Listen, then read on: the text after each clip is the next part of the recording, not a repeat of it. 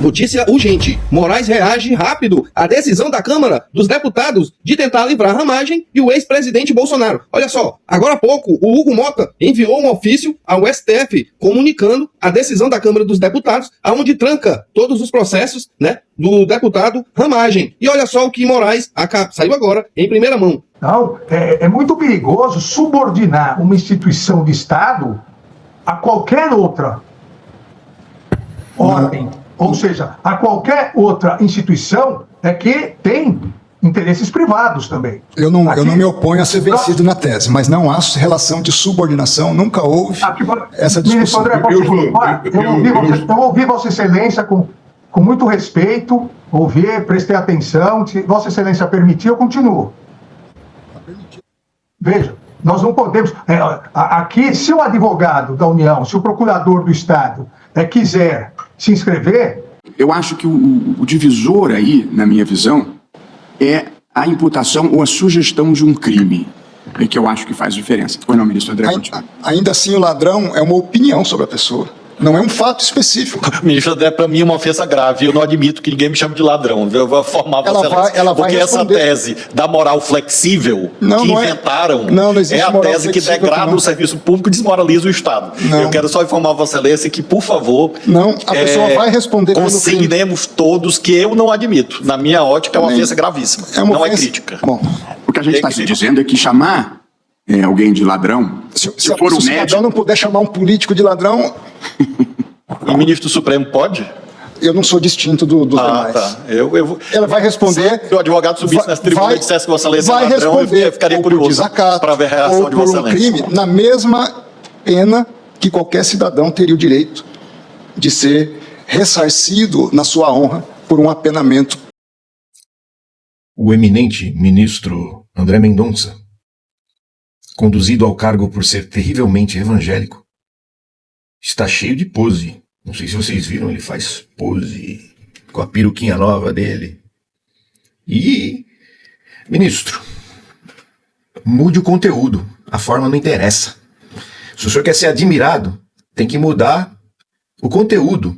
Tem que trocar esse disco rachado em que o senhor só defende questões bolsonaristas. O senhor defende as fake news, o senhor defende a destruição de reputações pela internet.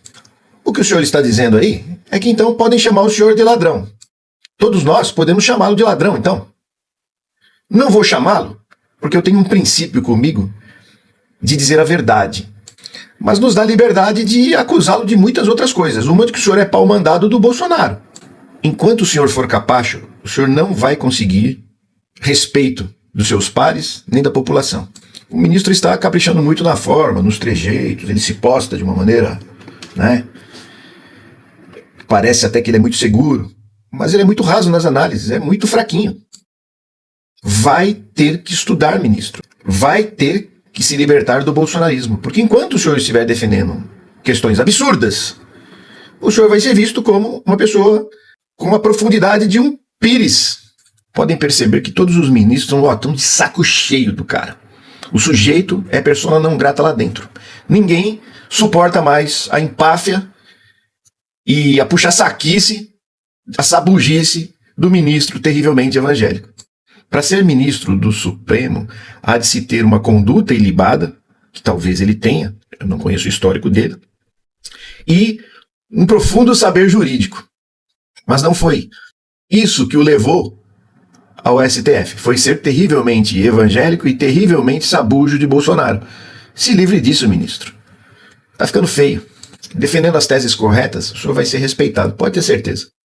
Para além do debate sobre se havia ou não violência, grave ameaça, que é um debate obviamente imprescindível, há o debate sobre a natureza das fake news como caminho de execução de um crime. Porque às vezes há uma ideia de minimização. Na verdade, nem é um caminho, é um instrumento. Isso. É um meio de que se vale para destruir a confiabilidade institucional da qual vive a democracia e as instituições e, depois de tudo contaminado, cai fácil qualquer estrutura democrática institucional. É a mentira como commodity. Vira um bem, paga-se pague-se por isso, a quem ganhe, a quem faça, a mentira como commodity para comprar a antidemocracia. A mentira é um veneno político plantado socialmente e exponencialmente divulgado por redes, por plataformas, por novas tecnologias. A própria ABIN, legalmente ou ilegalmente, não entro no mérito aqui, porque eu não sou advogada da ABIN, não estou defendendo a ABIN, mas legalmente ou ilegalmente, a própria ABIN, desde julho de 2020, já investigava urnas. A ABIN já investigava as urnas desde 2020. O que é investigava? Excelência, confesso que não sei, mas está trazido nos autos. Vocês viram a fuxicada na esperança dos bolsominions ontem? Então, só esclarecer que eu sou magistrado, como ministro Alexandre Magistrado, eu respeito as posições do ministro Alexandre Moraes, que aqui não é discórdia, que aqui é dissenso. Então, se alguma coluna apurou, eu estou aqui para fazer alguma frente ao ministro Alexandre Moraes, apurou muito mal. Esses dissensos em relação à matéria jurídica fazem parte da vida de um colegiado. Depois que o Fux, numa das sessões em que ele defendeu penas menores para golpistas que estão na Papuda, o gado ficou enlouquecido achando que eles podiam confiar no Fux, que o Fux era deles.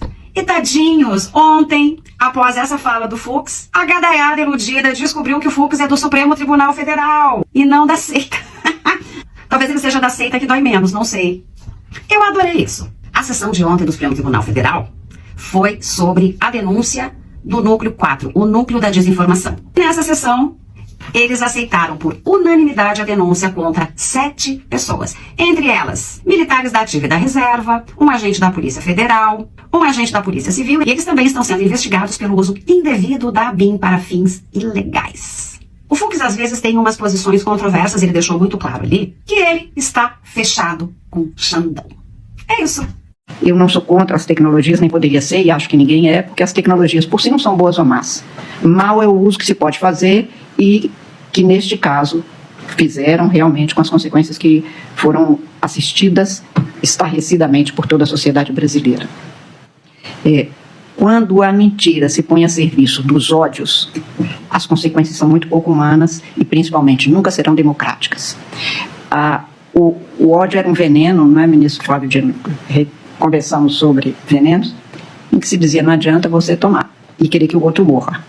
Agora, aquele que se acha tomado deste veneno do ódio pode contaminar sem precisar sequer se apresentar ao outro pela singela via de uma disseminação que, como se fosse efetivamente um tóxico gravíssimo posto numa caixa d'água de desumanidades distribuída a todo mundo, é sorvida sem que a pessoa nem se dê conta dela. Esta gravidade da contaminação das mentiras digitais voltadas a finalidades, o ministro relator fez referência a um populismo digital, acho que é mais grave do que isso, porque o que nós vimos foi a busca de uma destruição não apenas material, mas de toda a simbologia que sustenta a confiança no processo democrático, na dinâmica democrática de uma sociedade que acabava de passar por uma eleição na qual o eleitorado fez a escolha.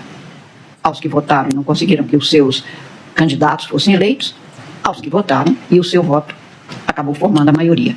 Isto é a democracia. Não é o regime político, a forma de convivência na qual quem ganha aceita o resultado. Democracia é quando quem perde aceita o resultado e sabe que haverá de continuar lutando e que haverá espaço, ainda que ele seja minoria no momento, para que ele convença e se torne maioria no momento subsequente da história. Não é quem ganha que dá demonstração de democrata. Todo mundo que está no poder se afirma democrata. Eu nunca vi o mais louco dos tiranos afirmar que governa sem Constituição, ainda que seja só para forma, só para fazer de conta, e que ele não seja um democrata. Mas democrata não é quem sabe ganhar, é quem sabe perder se foi pela forma legítima, e neste caso foi, estava demonstrado, e a tentativa de minar a confiança democrática da sociedade no que foi construído lentamente, a duras penas, constitucionalmente, por gerações de brasileiros para vencer as ditaduras, e não foi um nem outro período que nós tivemos, foi muito mais do que isso na história brasileira, e que a gente superasse um estado de instabilidade política, social, que o Brasil viveu, e não faz tanto tempo assim. Isto tudo leva realmente à gravidade do que se põe como as mentiras digitais, que viralizam com facilidade, que são em volumes absolutamente estarrecedores e inéditos na história, que tem uma velocidade que impede a pessoa de pensar e que, pela forma de propagação e pelo rebuscamento da elaboração, guardam verossimilhança que levam facilmente as pessoas a crerem naquilo que não existem e a não pensarem naquilo que ela mesma, a sociedade, compôs para que existisse. Então, este núcleo desempenhou, ou alega-se que ele teria, como um todo, pelos 7 denunciados, sobre os quais hoje tiveram seus comportamentos esmiuçados na denúncia e que nós aqui estamos examinando, este papel, que não é um papel menor, que não é de menos importância, que não é de pouca gravidade e que não é sem violência. O primeiro problema não foi só o 8 de janeiro. O 8 de janeiro foi quando explodiu aquilo que foi sendo devidamente planejado, executado e, como não se conseguiu por outras vias, e nós vimos um dezembro extremamente tenso para quem estava nas instituições, especialmente no Tribunal Superior Eleitoral e no Supremo Tribunal Federal, como eu imagino que tenha sido para os que, Vossas Excelências, por exemplo, ministro Flávio Dino, que estavam, depois das eleições, na situação de composição e de transição de um governo para outro, mas foi um dezembro muito tenso, como tinha sido para nós, agosto, setembro, outubro, novembro, tem sido, né, ministro Alexandre, que era presidente do Tribunal Superior Eleitoral, como foi para nós, não é, ministro Fux, o setembro em que Vossa Excelência dormiu neste tribunal como presidente, com sniper e tudo mais, porque não se sabia o que poderia acontecer, ou seja, não foi um dia, aquele foi o dia em que houve uma explosão material provocada por pessoas que queriam a destruição. Mas a materialidade delitiva e pelo menos indícios de que este grupo, cada um deles com sua conduta devidamente descrita, que foi também aqui demonstrada à saciedade pelo ministro Alexandre, que podem ter contribuído ou que podem ter ensejado as práticas e que pode ter fortalecido e garantido essas práticas, me parece devidamente demonstrado. Gente, mas que dia triste! Que dia triste para os patriotas desse país! O STF, por unanimidade, tornou réus os 7 envolvidos no núcleo 4 da tentativa de golpe. Agora, além do Bolsonaro, temos 20 réus, que podem pegar até 46 anos de prisão por atentar contra o Estado Democrático de Direito. Fala sério, quando que na história do Brasil eu achei que eu teria oportunidade ou que sequer eu veria isso aqui? Major da Reserva do Exército, réu. Major da Reserva do Exército, réu. Engenheiro e presidente do Instituto Voto Legal, réu. Subtenente do Exército, réu. Tenente-coronel do Exército, réu. Policial federal, réu. Coronel do Exército, réu também. A sensação é bem esquisita. No Brasil, onde nós tivemos uma ditadura, saímos da ditadura e os militares responsáveis por atrocidades não foram punidos. Vários deles morreram velhos, sem nunca terem pagado por nada do que fizeram. E aí a justiça hoje está permitindo que a gente sonhe com a possibilidade de militares que mais uma vez tentaram dar um golpe no Brasil, mas dessa vez esses que tentaram e não conseguiram, e só por isso eles podem ser punidos, porque não conseguiram, senão o STF seria fechado, agora eles podem ser punidos, eles se tornaram réus. Que dia maravilhoso! Só complica para o ex-presidente Bolsonaro. Tudo que ele não queria ouvir, o STF agradece. 2 coronéis que são réus no 8 de janeiro entram em choque. Um atacando o outro, um fazendo acusação contra o outro sobre o 8 de janeiro. Fantasma do passado. Por que Bolsonaro marcou o ato, pela anistia em uma quarta-feira, 7. Olha só a matéria que vem trazendo aqui. Já deixa o teu like aí se gosta do meu trabalho, beleza? Bolsonaro e a cúpula do PL decidiram marcar o ato para a anistia na quarta-feira, amanhã, por uma razão específica: afastar o fantasma do 8 de janeiro. A manifestação percorrerá o mesmo trajetório dos atos do 8 de janeiro. Aquilo lá que os policiais até acompanharam eles, até ele chegar lá, pronto, eles vão fazer a mesma trajetória para dizer, né, galera, assim, e para mostrar que são pacíficos. E vamos aqui para a notícia dos 2 coronéis, o que eles estão falando. Olha só, galera, coronéis em petição recente apresentada ao Supremo Tribunal Federal, a defesa do coronel da Polícia Militar do Distrito Federal, Paulo José Bezerra, réu pelo 8 de janeiro, acusou o também coronel e réu Jorge Eduardo Naime de criar uma dissimulação e do esvaziamento, olha só, proposital do Departamento Operacional da Corporação lá no 8 de janeiro. Um documento da defesa de Paulo José ainda afirma que Naime, então na condição de chefe do DOP, o DOP, concedeu dispensas e férias todos os coronéis, que só voltasse ali em 2023. Meu amigo, é muita coisa. Já pensou, um querendo delatar o outro? Aí complica pra geral, né, galera?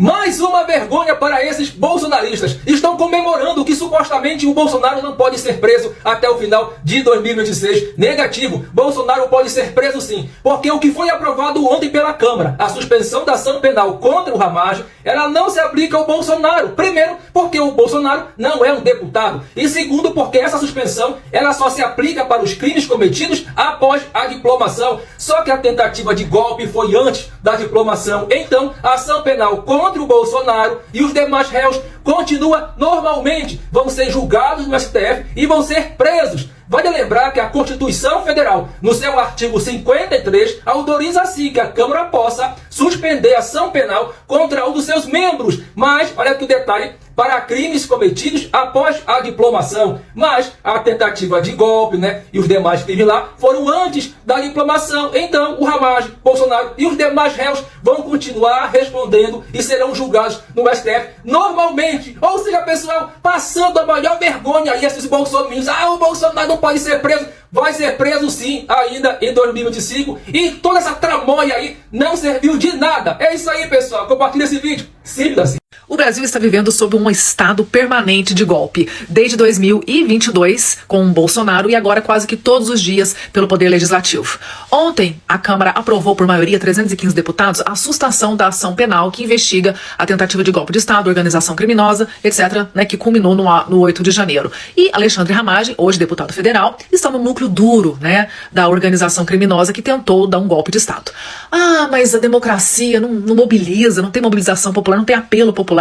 Pois é, mas outro dia, há poucos anos, não sei se vocês se lembram, o gigante acordou, as pessoas foram para as ruas, contra essa política podre, contra a corrupção, porque o golpe de Estado não era para implantar uma ditadura miliciana somente, não. Era também para acobertar os diversos crimes de corrupção que ocorreram durante o período de Bolsonaro, como, por exemplo, os descontos no INSS. Sem contar os escândalos do MEC, sem contar propina de vacina, sem contar farra com leite condensado, Aí vem a Folha de São Paulo. Ministros do STF dizem que a decisão da Câmara a favor de Ramagem e Bolsonaro é inconstitucional. Não são os ministros que estão dizendo não, meu querido. É a própria Constituição Federal. Artigo 53, parágrafo 3º. Acompanhe comigo. Recebida a denúncia contra senador ou deputado por crime ocorrido após a diplomação, o Supremo Tribunal Federal dará ciência à casa respectiva que, por iniciativa do partido político nela representado e pelo voto da maioria de seus membros, poderá, até a decisão final, sustar o andamento da ação. Súmula antiga do STF, número 245. A imunidade parlamentar não se estende ao corréu sem essa prerrogativa. Ou seja, simplesmente ontem a Câmara tocou o dane-se, Vamos fazer o que a gente quer. De um texto super genérico, que é pra ver se pega, a gente sabe muito bem quem, O líder máximo da organização criminosa, que até 2 dias atrás estava com o intestino entupido, mas ontem estava lá no ato por anistia em Brasília. Flopado. Fica assustado o andamento da ação penal contida na petição. Sim, é óbvio que isso vai ser barrado no Supremo. Por quê? Porque não tem pé nem cabeça. Porque é inconstitucional. No máximo aí vai sustar a ação contra o Ramagem por dano qualificado ao patrimônio público, que ocorreu depois da diplomação, ou seja, 8 de janeiro. Acontece que eles fazem isso, para tensionar ainda mais a relação com as instituições da República, para depois saírem gritando ditadura do judiciário. Sabe o que é pior? É isso aqui. 63% dos deputados que compõem a base do governo, que ocupam ministérios e cargos de confiança, votaram para essa brecha.